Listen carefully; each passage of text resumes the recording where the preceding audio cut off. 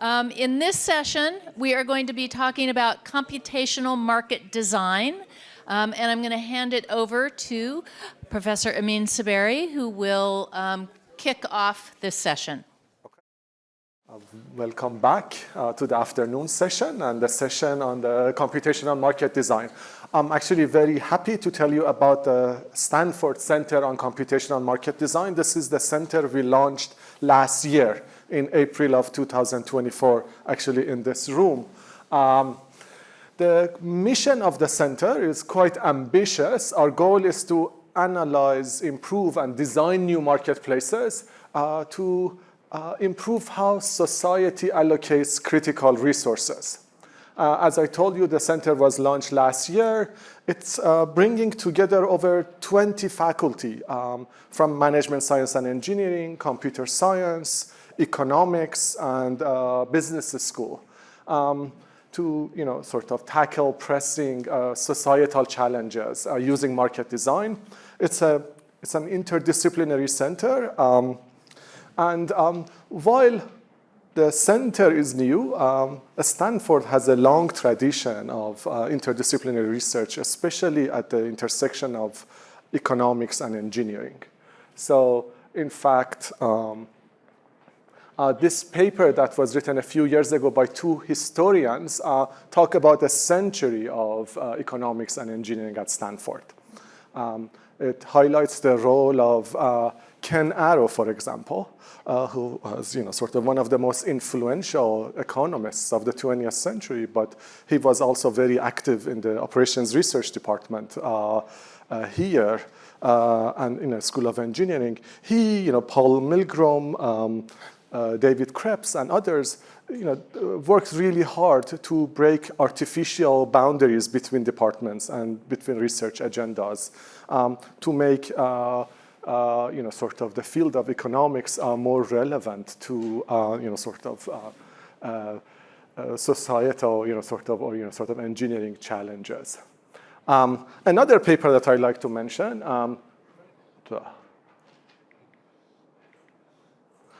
This is by Al Roth. Al Roth is also an alumni of the Operations Research Department, which is a predecessor to Management Science and Engineering. He received the Nobel Prize in Economics, I believe, in 2012. One of the papers that was cited was this paper, The Economist as Engineer, where he makes a case that economists shouldn't just study markets, but they should also have a hand in designing markets and in sort of engineering markets. And if you look at sort of the curriculum right now in management science and engineering, we have sort of a lot of engineers graduating. We teach them about economics, about markets, about incentives, about market dynamics. So we have a slightly different take. It's not economists necessarily should be engineers. You should sort of have engineers who understand economics, and you should have interdisciplinary teams of people from operations research, computer science, machine learning, economics that can build such systems. There are many success stories at the intersection of sort of these fields. I'll talk about some of them. Residency matching, spectrum auctions, kidney exchange. Maybe the first one. On kidney exchange, this is, imagine you need a kidney, and now you can receive the kidney from, say, a deceased donor, or you can have, a friend, a sibling, a spouse who's willing to give you a kidney, but you are incompatible. There may be another incompatible pair where there is cross-compatibility. So you can find such pairs and sort of or have even sort of larger cycles so that you can have this sort of exchanges. So my colleague who I'm going to introduce, Itai Ashlagi, Al Roth, and others have been spending years, maybe decades, on how to identify such pairs and how to sort of match them to each other to in a way that maximizes the welfare of the patients, essentially maximize the number of years added to their lives, in a way that is fair and in a way that's logistically possible. So Itai has actually, doesn't just study these markets theoretically. His team has written software that is now being used by various hospitals and centers. And one of the things that they have managed to do through this sort of process of going from theoretical analysis to actually implementation is that they can identify pairs that are even sort of across sort of different countries. So one of the this is an exchange that's done with sort of 2 pairs in Israel and 1 in United Arab Emirates that was identified by by their software. There are many, sort of several examples between of exchanges like this across different countries. Another example is school choice.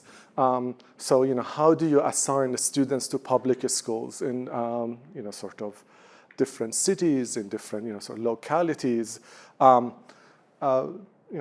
There have been actually many false starts. Many cities tried to do this, and it has led to suboptimal outcomes and controversies.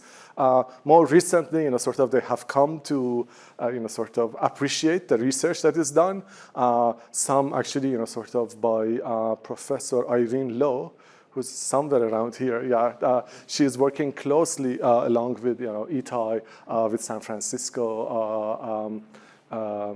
School district to sort of find sort of to design the sort of the assignment mechanism again in a way that maximizes the welfare of the students and parents, in a way that is fair, in a way that sort of minimizes congestion, road congestion in the city. The 2 examples that I mentioned, the kidney exchange and sort of assigning students to schools, those are like cases of mechanism design, market design without money for several reasons. People don't, sort of, you can't charge people for getting their kid into a specific public school or for, getting a kidney. But there are examples where, sort of, you have markets in which you not only come up with allocation, but also prices. One example of this is online advertising. So, it's probably one of the, sort of the most prominent, the most successful business model for, for the internet, for the access to the World Wide Web. It's pricing, billions of dollars of ad impressions every year. There are these algorithms that decide how the ads should be allocated and how much the advertisers should pay. These systems have been around for 20-some years. I've been studying them for more than 20 years. But every time, as with the way we access the information changes, we have to rethink the business model. So this is actually the first paper that I wrote at Stanford was on ad auctions.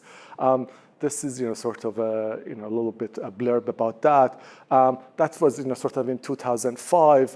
Last year we won the Test of Time Award for the study of these ad auctions. One of the panelists, Hamid Nazerzadeh, who actually got his PhD here, also his thesis was on this topic. Let me see if I can actually pull up one web page that I wanted to show you. Let's see.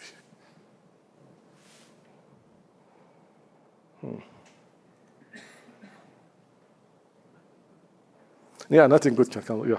So, if you look, this is talking about algorithms with predictions. What Hamid did was look at online advertising and the optimization of these online ads when you have machine learning algorithms that give you predictions about the user behavior. And if you look at the top, this is the paper we wrote with Mohammad Mahdian at Google. So now there are sort of hundreds of papers on algorithms with predictions. So see at the top, EC 2007 was the paper we wrote. Then there were a few sort of related work. But the next paper that looked at this is in 2017 and 2018. And I can just scroll down for you. So how come sort of how this field has become popular over the past few years? So. In a way, Hamid and his thesis were around 10 years ahead of time. Another example is when you talk about market design at the scale is ride-hailing platforms. What they do is they think about the allocation of riders to the drivers and also the prices. So talk about sort of the market being the invisible hand. Here, the algorithm that sort of makes determination plays that role. Now, think about sort of thinking about the sort of challenges ahead. When you think about, say, generative AI, is changing the way we access information. So if you look at sort of the way people access information, have been accessing information in the past year, there is this trend that instead of people going to the search engines and then going to the web pages that give you the information, they get that information directly from large language models. So now, how does that change the business model of the internet?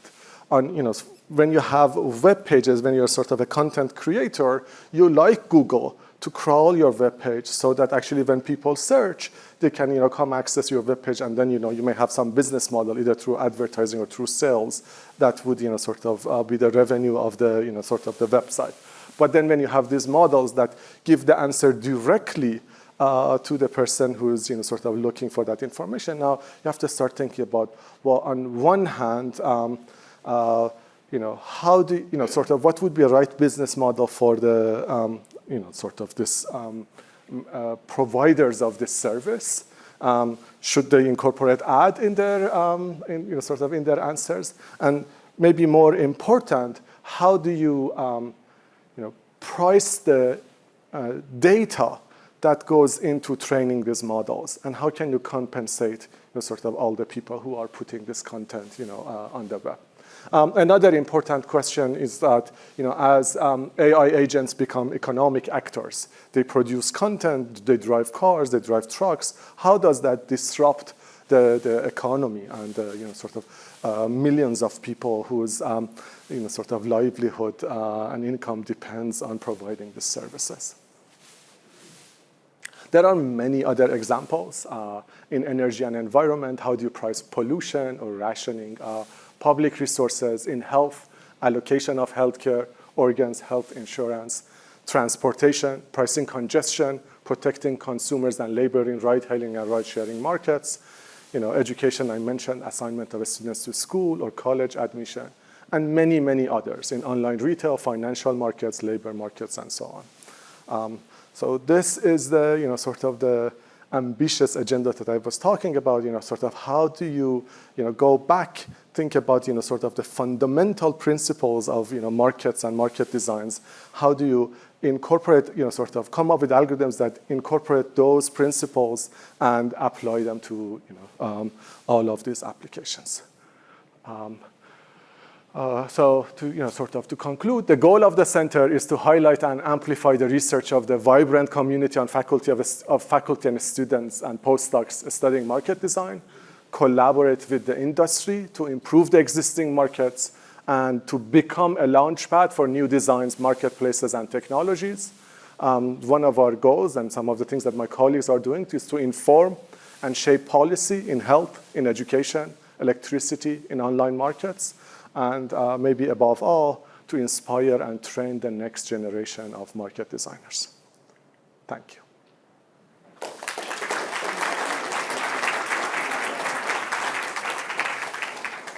And with that, I'm very happy to introduce the next panel on market design. The moderator is Itai Ashlagi, my colleague and my co-director of the Center for Computational Market Design.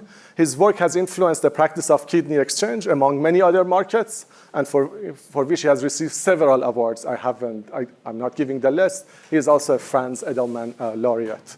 Please come have a seat. Professor Vahideh Manshadi is Michael Jordan Professor of Operations at Yale School of Management.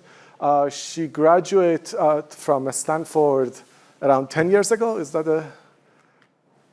14 years. 14 years ago, and sort of her sort of research focuses on operation of online and matching platforms. not just sort of private and the public sectors. She has received numerous awards from various informed communities for her research. And we are very happy that she's back to talk about her research. And Miura-Ko is a co-founding partner at Floodgate. I think sort of she and her firm was they were the first investors at Lyft. She is sort of a repeat member of Forbes Midas list and New York Times top 20 venture capitalists worldwide, and was also named the most powerful woman in startups by Forbes. Hamid Nazerzadeh is the Director of Engineering and Science and Marketplace Delivery at Uber. Before that, he was a tenure faculty at USC Marshall School of Business. He has received several awards for his groundbreaking research on markets and algorithms. I think sort of his PhD student also received her tenure at MIT only a few months ago. So congratulations on that. Please come to the stage. Thank you. Okay, so what we'll do, we'll have some questions, and I will ask a few questions, and then we'll open it to the audience. And if there's time, I will close with a few remarks of my own. So first, let's start with maybe telling us about yourself, about what you do, and how is what you do connected to market design, and later on how MS&E shaped your what you do today. Maybe Vahideh, maybe you can kick on. All right. Good afternoon, everyone. It is a great pleasure to be here. Congratulations to MS&E on reaching this important milestone. So as Amin mentioned, I graduated from Stanford in 2011. My background is in EE. I actually started my PhD working on wireless communication, but I took a few courses in OR, and I fell in love with OR. So I was fortunate to have Amin and Ramesh as my advisors. So I did my PhD in MS&E, even though the name technically remained in EE. I work mainly on online and matching platforms. So I grew up in the time that platforms were emerging in various industries. Now, some of the platforms I work on are the mainstream ones that we probably interact with on a daily basis. I've had collaborations with Amazon, with Google, these platforms that we all use. But over the years, I also learned about kind of smaller platforms in the world of nonprofits that I found them fascinating. So these are platforms that try to facilitate connections and transactions, but in the, again, nonprofit world to pursue a certain social cause and for the betterment of society. Just to give you like a couple examples, we have a platform called Volunteer Match, which is like a nationwide platform. It's kind of like Upwork, very much works the same way, but it's a way for you to find volunteering work instead of temp jobs. We do have various platforms that are like Uber, but they are or Uber Eats, but they are for donation foods instead of actually purchasing foods. And what's fascinating about these platforms is that they have a lot of potential to scale up if they are designed correctly. So just to give you an example, Feeding America has an app that, again, you can think of it as Uber for donations. It has numbers into billions. So again, if these platforms are designed well, they can actually have a tangible impact on society. So that is a big part of my research is dedicated to partnering with these organizations, with tech nonprofits, and to improve their design to help them increase their impact. Okay. Hi, I'm Anne. And as you can see, I didn't stick with the academic path, so I'm the least smart amongst my colleagues here. I did my PhD in the MS&E department too. Hamid and I were reflecting on our time where we overlapped. I came actually into the department after working for about 5 years and had sort of this vision for myself of working in cybersecurity. And Stanford was good enough to allow me to explore the intersection between cybersecurity and risk and markets. And it was at this time, I think in 2003, when I first came here, I was in the computer science group talking about sort of what I really wanted to do work in, and someone said to me, "Anne, if there is a cybersecurity incident, it's a technology problem, it's not a risk problem." At which point I said, "I think it's a risk problem." And so this department gave me the opportunity to explore that very freely. And so I had the chance to spend a few years sort of looking at game theoretic models and a bunch of other ways of looking at it, along with John Mitchell in computer science and Nick Bambos here. And then I think my story is a little bit weird because I also got to teach a lot in the entrepreneurship area. And so while I was taking a lot of operations research classes, my real love ended up being able to teach. And I got to teach with people like Steve Blank. And we started a class called Lean Launchpad. And I remember as a grad student sort of running around looking at all these ideas that young students were building. And when I was starting to think about the next thing, I pitched sort of startup idea in cybersecurity to an angel investor. And in that pitch, I said, I really don't know what's going on in the real world anymore, so can I come and see all the companies that you're seeing? And so he allowed me to come look every Wednesday. We used to call it unpartners meetings. And I would look at 10 to 20 different companies with this person. And at the end of that, he said, it was like 3 months in, this guy says, this is not a venture-backed startup, but I think we should create a backed venture startup.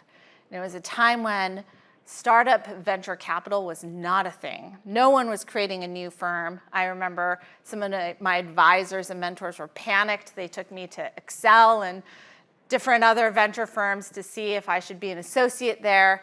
And I remember someone even asked, are you starting your own venture capital firm because you can't find a job?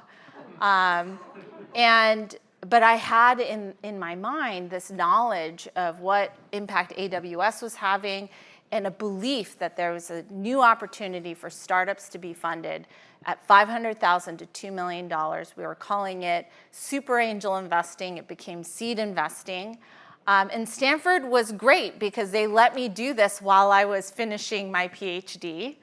I already had one child at that time. I ended up having a second child 6 weeks before I defended my thesis, and about 9 months before I made my first investment. And so this is really the place where so many different ideas kind of came together for me, and so many pieces of my life were launched. And so I'm eternally grateful. I did finish my PhD. I did defend because my mom said I absolutely had to do that. And I had so many people here who were supporting me along the way. So that's my story. And then I ended up, investing into Lyft. I actually think about so many different marketplaces that I've worked with.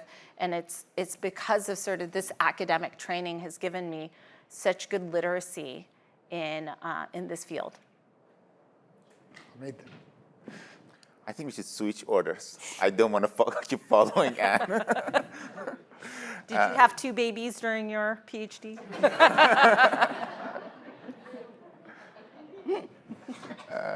So I'm Hamid. So as we're reflecting, I think the 4 years I spent at this department at MS&E was arguably the most influential 4 years of my life. I think it definitely shaped everything I did after that. So I started doing research in marketplaces, and then continued doing that at Microsoft, Google, in academia, and then for the last few years at Uber. I think there's one part of it that's maybe like more obvious is basically that this department is really probably the best place. It's still probably the best place to learn about how to design marketplaces. But the one factor that's also very influential is sort of the faculty and mentors here. So even like a couple of months ago, I just went to Ashish's house to ask for his advice. I was trying to figure out what I want to deal with, how I want to deal with this certain situation. Amin has become a very close friend. Ramesh, I don't see him as often as I like, but There he is. because he's hiding from me. So I think yeah, like it has been a great pleasure. When I was asked to come here, the only part I didn't like is that when you see 25 years, and I was one of the first students to join this program, I just feel like I'm getting really old. I kind of like, when I come here, I still want to think of myself as a graduate student, but the 20 years gap is difficult to ignore. It has been a great pleasure, and I really appreciate you guys asking me to come back here and connect with the community again. Can you share more about what you do now? And Sure. So I joined Uber as a sabbatical. So I got my tenure, and almost the day after that, I went to Uber for sabbatical. At that point, Bob was leading the marketplace optimization team, the data science team there, and there are a few other OR folks there as well. And my sabbatical, so I started working on projects on the driver's side, and my sabbatical became leave, extended leave. And over time, I worked on different marketplace problems at Uber, on search pricing, and most recently, I transitioned from science to science and engineering, so I lead the consumer pricing for Uber Eats. So if you are unhappy with your delivery prices, service fees, please complain to someone else. But also, my team is responsible for sending promotions, so if you like the promotions, I should take some credit for that. yeah, so our traditionally studied maybe traditional business places, how different marketplaces, what are the challenges that arise when you study them, and how they're different than the traditional ones? And what are the common maybe things that come from OR and economics when you study marketplaces? I think to my experience, I think the education here gave me all the theoretical basis I needed. If I look back, I think this is not necessarily education, but the education I received, but the sort of my tendencies was, if I go back, I would also become more hands-on with like working with data. It wasn't that cool at that point to work with data. It's more about like theoretical models. But right now, these days, it's a must. So people have to be very comfortable with working with data. And also with the advancement in AI, it's also very easy to get your hands dirty and become very comfortable. I'm pretty sure that the current curriculum is going to encourage that as well. I would say it's been the golden age of marketplaces over the last 15, 20 years. Really starting off with eBay, but then since then, just sort of the idea that I've been investing in sort of labor marketplaces for a while, and they've transformed from things like ride sharing to now we have one in just veterinarians, and that's actually ends up being a huge marketplace. We have another one that's actually trying to transform all sorts of regular marketplaces and talent into more of a gig-like economy, because people now expect flexibility in their work, and they want to leverage a mobile phone to find a job or a shift, even if they're working as a W-2 employee. And so what's been really fascinating is that these original marketplaces have actually now started to shift the culture of the workplace and really has an impact in how we do business. And so in my mind, this sort of golden age then has a lot of underpinnings in what the software enables you to do and what's automated. So whether it's finding the right shift for you or finding the right price for that job, as AI comes about, what's been really interesting is that people are willing to give a lot of information to agents. And so we're finding that, one of the people that I work with is now creating an AI matchmaker. And you wouldn't believe what people will say to an AI about what kind of match they want. And I think that's really interesting, right? And so when we think about how do these marketplaces operate in the future, there's like a huge area of research that's probably going to be generated over the next 10, 20 years that's not just around how do you match, this supply with this demand and what price. There's a lot of other questions that will come up. Yeah. Vahideh, do you want to? I completely agree with Hamid and Anne. If I want to add one thing, which is kind of about my experience in the nonprofit sector, the availability of data is a big shift in the world of, in this kind of world that we have a lot of platforms. So I do remember talking to some nonprofits before they had platforms, and the data they had was a bunch of just a couple of scattered spreadsheets. So there was no way to make sense of anything. But now, because the data gets collected kind of automatically, it creates a lot of valuable opportunities.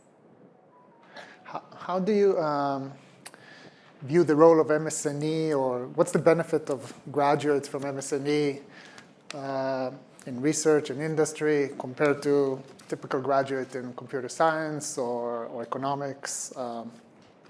Where do you see the comparative advantage or the complementarities between those types of graduates?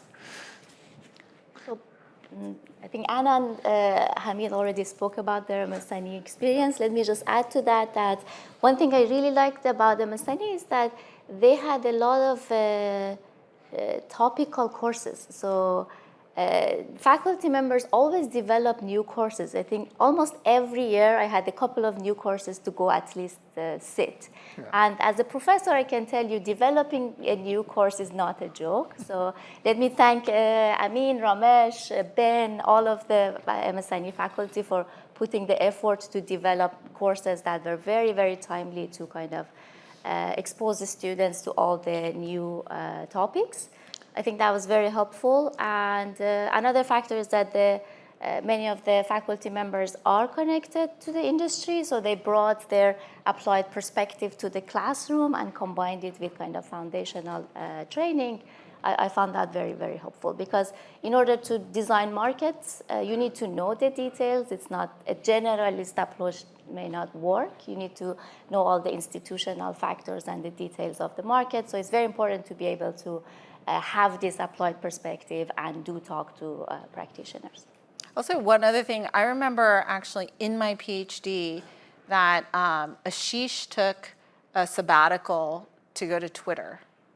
And up until that point, I just assumed sabbaticals were a year where like professors disappeared for a year and pontificated on interesting topics, but like it wasn't that practical.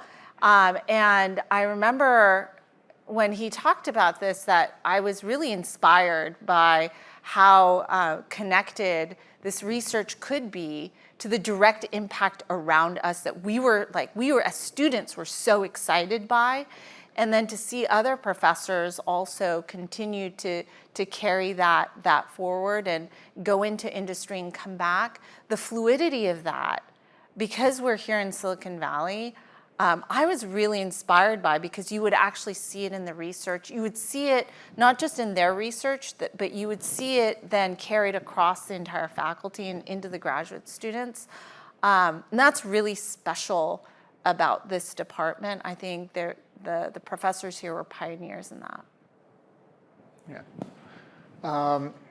So when we think about designing market mechanisms, we think a lot about algorithms, but deploying and implementing algorithms is always typical. In marketplaces, in practice, we often experiment. And actually, we have faculties here now very strong in the area of experimentation, in causal inference, and so forth, which plays a big role in marketplaces. I want to hear your perspective on that interaction between the two and how important each one of them plays a role. For example, in Uber and marketplaces, you've been interacting with. Yes, I don't really think of them as something separate in general. Like they should go hand in hand. But in general, I think so. I think in general, when we think about algorithm or essentially any product or feature change, it's also about how we're going to evaluate the impact, how it's going to change the metrics that determine the success criteria of that project. I think many marketplaces are very data-driven, they're very based on experiment. So these are not really separate cycles to some extent. So development should be hand in hand in basically how we're going to make do an experimentation. So we have most companies have a standardized tool to make for experimentation. So it has become easier to evaluate different product features, and it's getting faster and faster. But it's still, for very complicated projects, it requires very hands-on and very determined, very rigorous approach.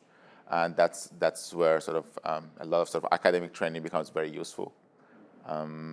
If you want to just change a color on the app, so those are very standardized techniques, but if you do something much more complicated, then we need to rely on much more rigorous approaches. Okay. Thank you. I'm just the venture capitalist. So.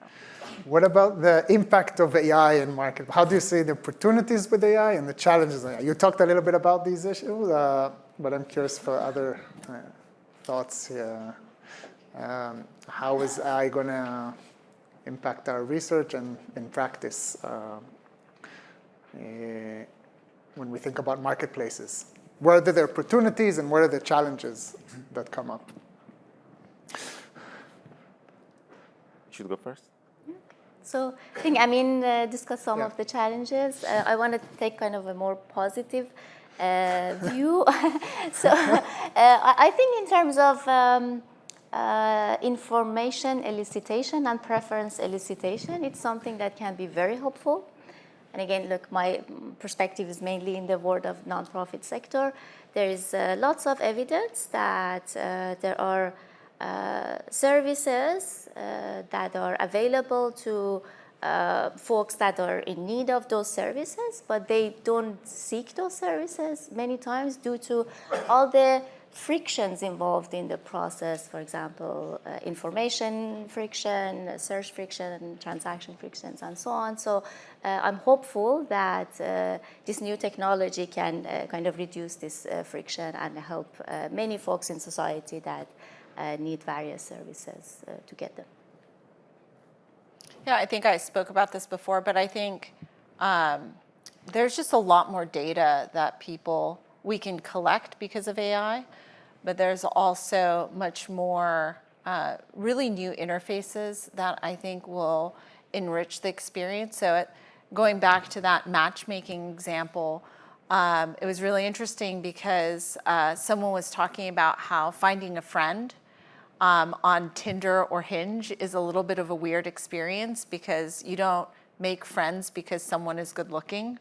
And so it's weird to swipe right or left when you're looking for a friend, but much more interesting if you're talking to an AI about the qualities of a friend that you would like to see. And so it takes that idea of matchmaking for couples to something a little bit broader because the interface is actually different and the information you're giving is much more free in some sense. I think that the really exciting piece about AI, the way I think about it in my mind, is that for the first time, we have an interface with compute that provides an API directly to humans.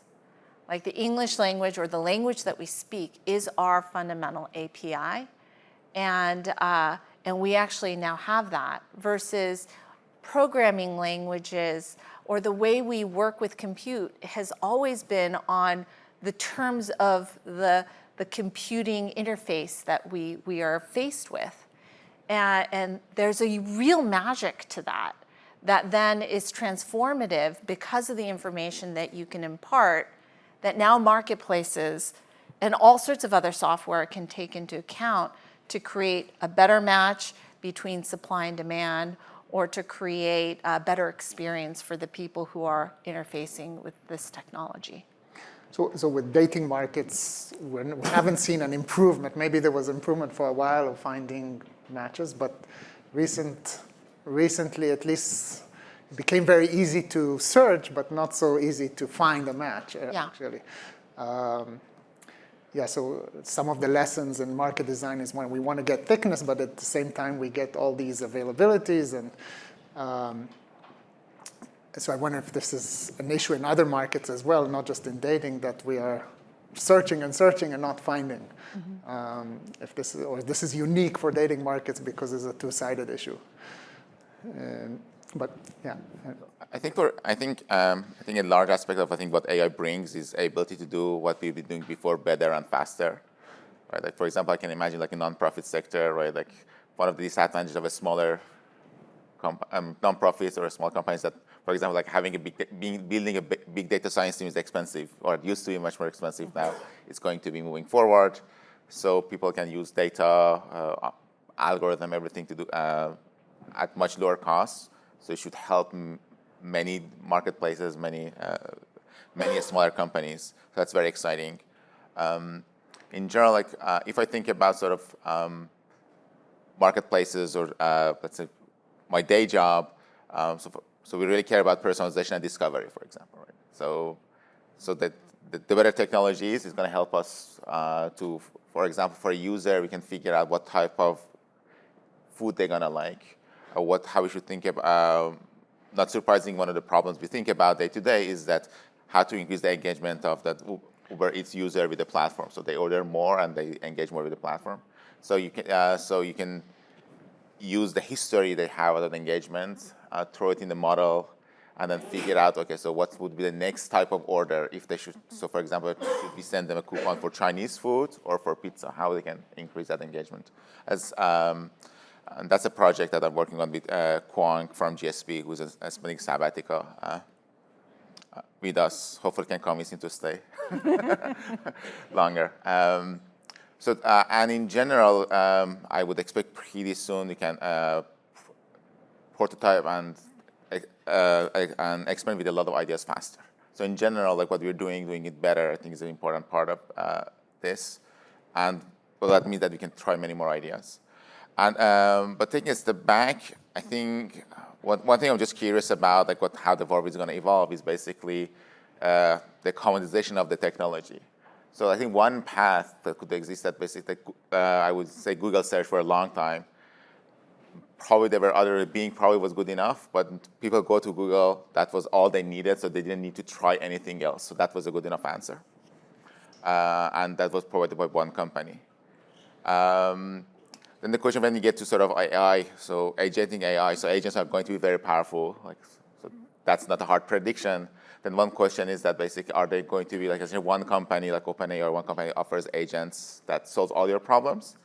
Or you may want to essentially like get the feedback from different companies. Right now, I think probably a lot of people here, if I have a complex question, I try 3-4 different places, right? Go to ChatGPT, Gemini, and they all provide different values and different angles to that. If that continues, then you can probably think of basically we get into an environment that you essentially like, if you have a task, for example, a version of the Upworks, right? That essentially you want to file your taxes, you can ask them, you can send it to a bunch of agents, you have the documents sent to a bunch of agents, and then you get the outcome and see which one you like better. So I think the question for me is basically, are we going to get to the point that you have essentially competing agents, or you're going to have like one company winning it all? My hope is that we get to the latter rather than the former, and I think overall we have some evidence that the technology may become commoditized. And then we can have a lot of people that become experts in like tax agents, if you want to create logos, animations, dating. And on top of that, I think some of the things that probably we should start, I'm guessing some people are already thinking about them, and academics basically how to think about these privacy issues, right? Like I can, in the tax model, for example, yes, I don't want to send this information to like 5 different companies and then keep that information forever, how to think about the privacy issues around it. So we have, I think, always thinking about privacy issues and trust in marketplaces. It's going to become more important as we think more about personalization and other aspects of that. But it's going to be a lot of interesting problems, and some of them probably haven't thought about yet. Yeah. Let me open to maybe questions for the crowd. There's some people who also here, experts in market, working on Shmuel Loren and Bob Phillips have a long time experience in marketplaces.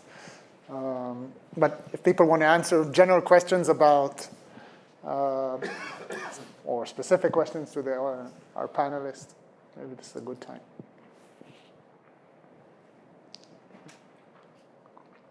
Back there. Melissa. Yeah. I'm actually curious about the like, I guess, Anne, related to what you said, like the promise of AI for marketplaces, because I guess one alternative is that, you know, in principle, if we imagine a world in which we describe in natural language what we want from a marketplace as a buyer or a seller, that our expectations of the quality of the match go way up, and we actually get sort of fragmentation of the marketplace. So we get like thinning instead of thickness, right? I'm curious how you guys think about that. Are there like particular verticals or markets where you think AI is going to create the thickness effect that Itai described, and others where, in fact, we risk sort of market failure because of these, you know, the kind of expectation that we have far, far more granular matches that are perfectly made for us. Does that make sense? Yeah, you know what's really interesting is right now, the expectation is not that high.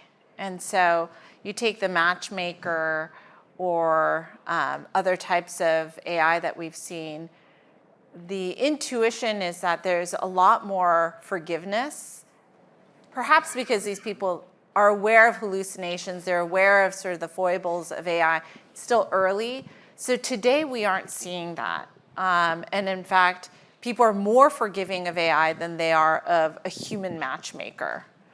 And so I wonder, like the places where we've seen less forgiveness is in highly regulated industries where I believe then the expectation is quite high. And there the usage of AI has been more with human in the loop. And so the blame ends up being placed on the human versus in the AI. So I think it depends on how these markets evolve, but probably the place where there will be least forgiveness will be sort of those more like healthcare as an example, very little leeway around sort of life and death decisions. So maybe like the kidney marketplace, but I think that hasn't played out quite yet. I don't know if you've seen anything. I was wondering why still you have radiologists. So I think that's probably the first place. Right, yeah. I would expect some changes. Yeah. I also think that maybe there's a behavioral aspect here. So again, think about dating market.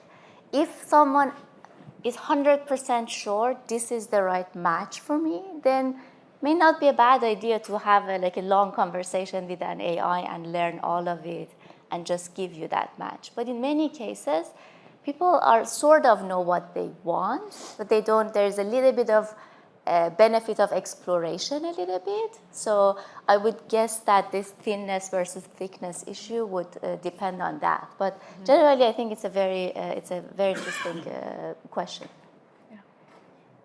This reminds me of a story of a matchmaker that was saying that the biggest challenge for the matchmaker is to convince you that you are a 9 and not a 10. And if you're a 9, it's easy to match you.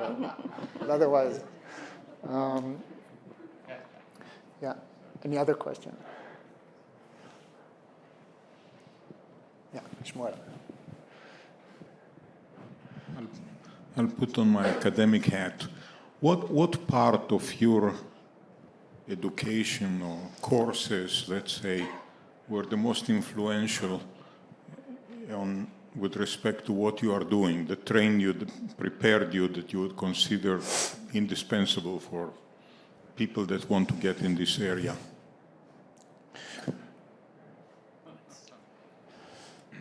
I would say hanging out with my advisors was the best part of it. Doing research, I think you can learn. I think classes are important, but not that important. Being in the environment of people who think academically or think creatively about the problems, I think the environment plays a very important role, not just the courses. Yeah, for me, actually, it was it's not the courses, it's the lack of fear to pick up an academic paper and read it. Because you look at a lot of people who are sort of interested in technical fields, but they're reticent to actually read the paper.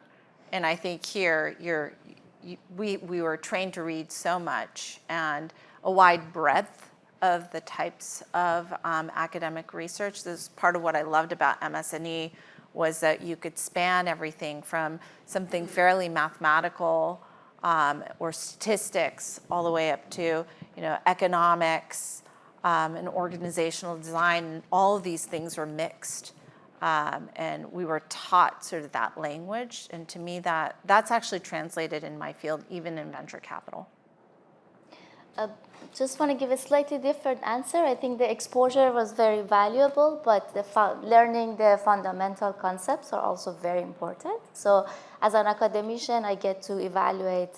I see a lot of papers written by folks in the community, and I do see a lot of cases that people find a very interesting application. So the kind of intuition is there, they find a cool application, but it seems like the foundation wasn't there so that they can actually deeply study this problem, rigorously study this problem. And that's where I'm grateful for the education I got. I think that was equally valuable to also all the exposure. Hi, this is Kevin, 95. I was thinking there's still obviously a lot to be settled about agents, but how do you think about agents impacting different marketplaces in terms of opportunities and challenges, and where might there be, the initial traction?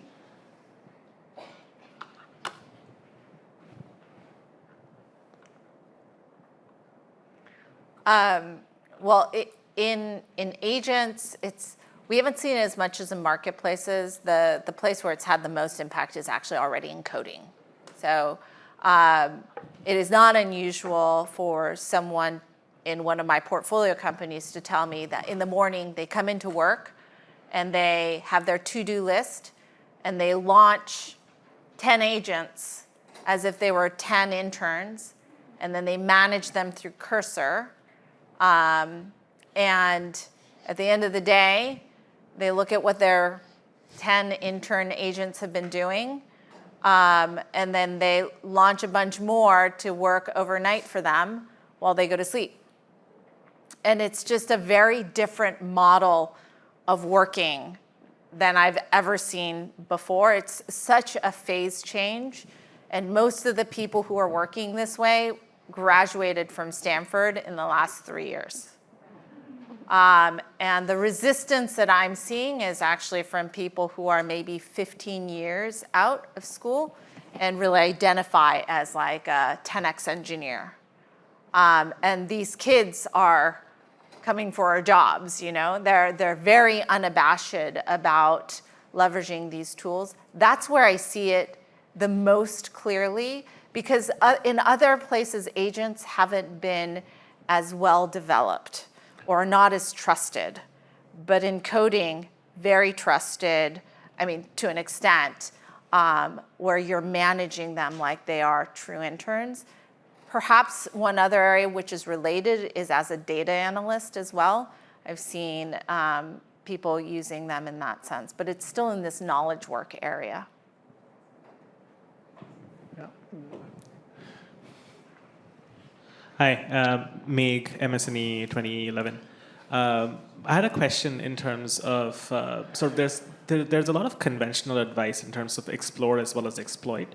So for the first kind of 40%, see the options, kind of evaluate what else is out there. With the advent of agents, with the advent of just like deep research, sort of processing a lot of this information ahead of time, has that conventional wisdom changed? And that's relevant to folks studying MS&E, which is inherently such a broad discipline. Where would you recommend there's a cutoff line in terms of specialization versus being being oriented pretty broadly? Do you have a perspective? Not quite sure if I got the question. Do you mean sort of like how much specialization is required in this right, environment? Right. So if you take the MS&E curriculum, you have like organizations, technology, entrepreneurship, you have OR, you have financial technology. When should students think of there's a time and a place to go specialize and really go deep instead of sort of keep exploring options? I think in this world of AI, the curious person, the doer, is the winner. Because if you are a sit back and have someone tell you what to do type of person, I can tell an AI to do it, and they're so much more patient, hardworking. They'll come into the office 5 days a week. They're not asking for snacks, right? And so, but if you are a person who identifies a problem, figures out what tools to use to solve it, and is thinking about what data do I need to gather in order to figure out the right solution, all of a sudden now you have all of these tools at your disposal. And so I think the thing that you're trying to get out of a college education or higher ed now is how to think, how to identify problems, and how to figure out how to solve them. And hopefully get out of the track of having other people tell you what to do. And I think that's the way to win. And in this kind of multidisciplinary area, you get exposed to lots of different surface area of problems. I think that's quite powerful. Yeah, I really agree with that. I think if someone is telling you what to do, you're not going to have a job in a couple of years. Yeah. Right? And I think the barrier to entry is also very low to explore a lot of ideas, learning new things. I think that's a huge advantage. So just like, yeah, a huge plus one to what Anne said. Like, yeah, just explore, do it fast. So before I thank the panelists, I'll just say a few words about market design. First, I want to say that being at MS&E is an amazing experience for me as a market designer, talking to people who are experts in operations, probability, game theory, data science now, and is just the best place to think about market design, especially under the umbrella of Stanford, which has such a historic economic engineering. Much of this came from this umbrella of MS&E, the old departments that Amin was discussing. Just to give a little bit of context, when we talk about market design, lots of us know about optimization, but when we think about optimization, all of the data is given to us. But when we think about market design, you can think about roughly as optimization, but a lot of the data is distributed at the agents that are holding this private information. So when we think about algorithms or solving some optimization or whatever that is, we might not get the right data. People will react differently in order to game the system and do whatever they want. That's why, for example, dating markets is very hard. We can try to match until tomorrow, but people don't want to match. Or people we're seeing, I work on deceased donor organ allocation, and we throw to the garbage 25% of the organs from procured organs because people don't take them. And so we really want to understand who are the players in the marketplaces. Sometimes we think we know them, who the players are. Sometimes suddenly there's new markets, and the market is not what we thought about. And suddenly there's a new marketplace. And we need to understand who are the stakeholders, who are the agencies, and so forth. So for example, and I can bring lots of examples from things that people are working here that they're seeing as players. And the more we dive into the context, we understand how much we don't understand who are the strategic actors. And I think MS&E is well suited to understand the operations and the game theoretic issues that arise in those challenges. We talked about these lessons about thickness, and once you have a marketplace, it may be congested because, okay, there's a lot of possible interactions there, but then we run into those congestion issues, and that's where classic operations really have to dig into.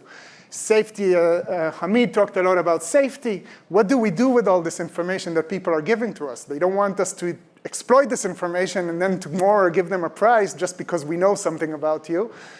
We've seen examples like this in the news that people in Texas are getting much lower prices than people in Silicon Valley for hotels in New York, for example.